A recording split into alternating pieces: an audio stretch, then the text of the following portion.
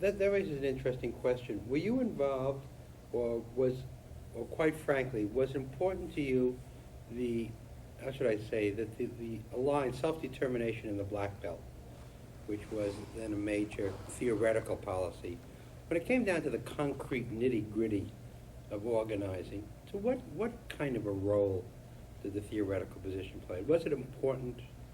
I mean, a lot's been made of it, but I'm trying to determine whether that really had a significance, or whether when you organized, I mean, the stress was on equality, certainly in the organizing aspect of it, in the unions and everywhere else. You know, break down discrimination, break down segregation, equal treatment, equal pay, so forth. Well, you put a very interesting question. It is true that the overriding demand, which is a bourgeois democratic demand, a long ways from being a socialist demand, which is that of economic, political, and social equality, was an overriding demand for every part of the country, north, south, east, and west. But in respect to the South, and not the whole South, but only Black Belt South, did the slogan of self-determination have any specific meaning?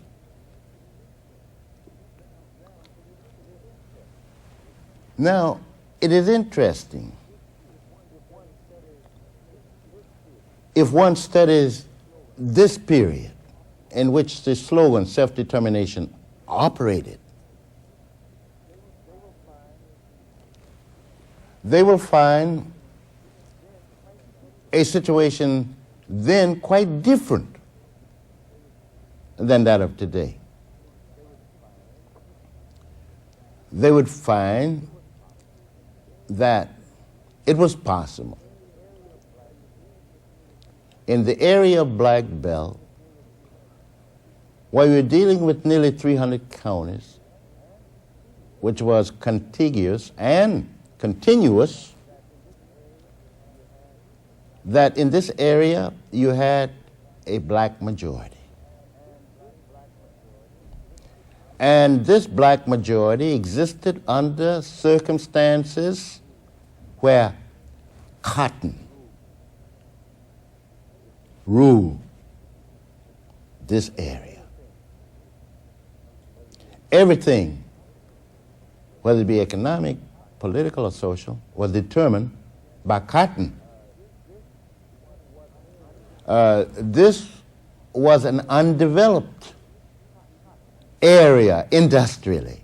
Cotton was the thing. The economy of this area was, of course, part of the whole. But quite different from Harlem or any other part of the country was not such a whole as to make it impossible for it, cotton dominated, to be separated from the whole of U.S. economy. Therefore, the question arose for realizing economic, political, and social equality, and this is the essence of self-determination, which, under the circumstances then, united with the demand for independence, made possible the achievement of this, wherein blacks were considered social pariahs, never to advance beyond that, hewers of wood and drawers of water, lynch terror, denial of the right to vote, school plant of an inferior quality wherever it exists, illiteracy everywhere, well, what to do under these circumstances? No help locally, no help federally. How then can we advance the fight for equality? The slogan of self-determination was seen as this. Why should not there be unity?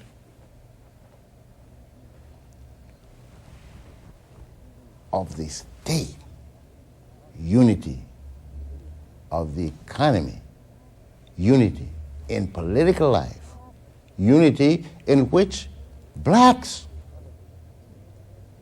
could help to elevate this area under circumstances when nobody else will do it, doesn't have any inclination to do it. This was the slogan. This is what was faced by black people. Well, one of the criticisms of the policy that had been given was that, well, it was a position that was developed by Stalin in the national question in the 28th, and that it was not an American position, but was a Soviet position which Americans had adapted, and that it didn't apply to the circumstances of American reality. It's a position, just to go on, Cruz in his book, was it The Crisis of the Negro Intellectual? Yeah. You know, it's an interesting thing. One of the arguments that he had given was that the party had overemphasized integration and equality and unity at the expense of a certain kind of, I don't want to say, I know national identity is perhaps, I guess, ultimately what it comes down to. Yeah. So that whole question is such, there's been such tremendous, debate going back and forth on that until, at least certainly in the 30s and the 40s. So that, first of all, the question of the criticism, well, self-determination was an example of a Soviet policy taken by Americans which wasn't applicable to them. What are your thoughts on? That's a good question. I would say in respect to both. I would say the suggestion that this was a Stalinist concept, and or as Harold Cruz interpret matters, and so forth. Well, you see, I've had a chance to polemically handle a number of these questions. With Harold Cruz, who is fundamentally wrong in respect to most questions that relate to the problem of class liberation. One can even go further, the elimination of class exploitation. Now, it does turn out to be true that in the Soviet Union, they were the first in the world to solve the national question. And to solve the national question means,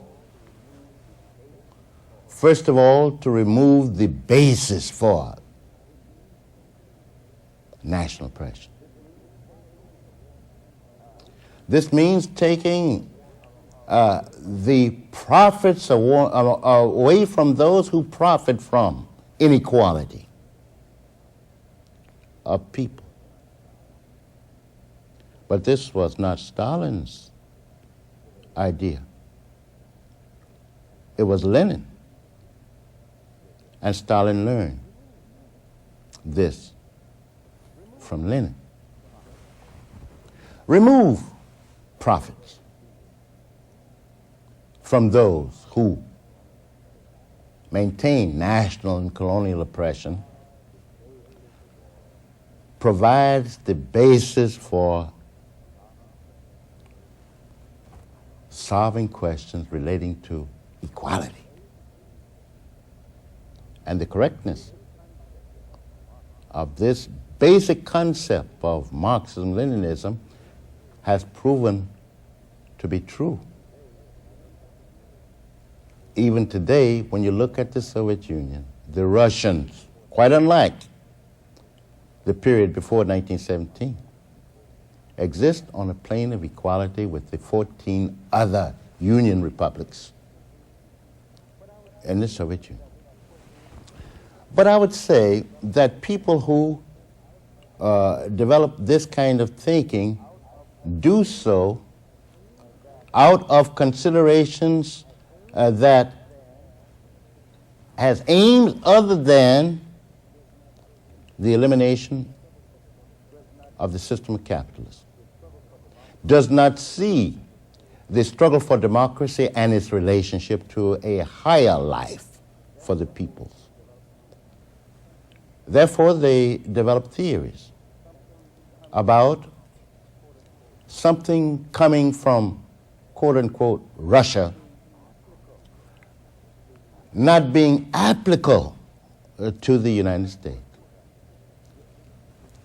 Now, of course, you have a different situation in Russia of those days than you had in the United States during those days.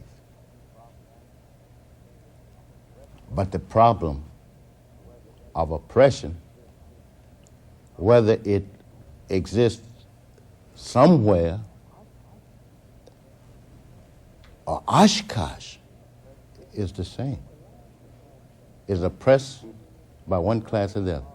Now, it's a line of argument which says we should not be concerned with geometry because it's not applicable to America because geometry comes from the Greeks.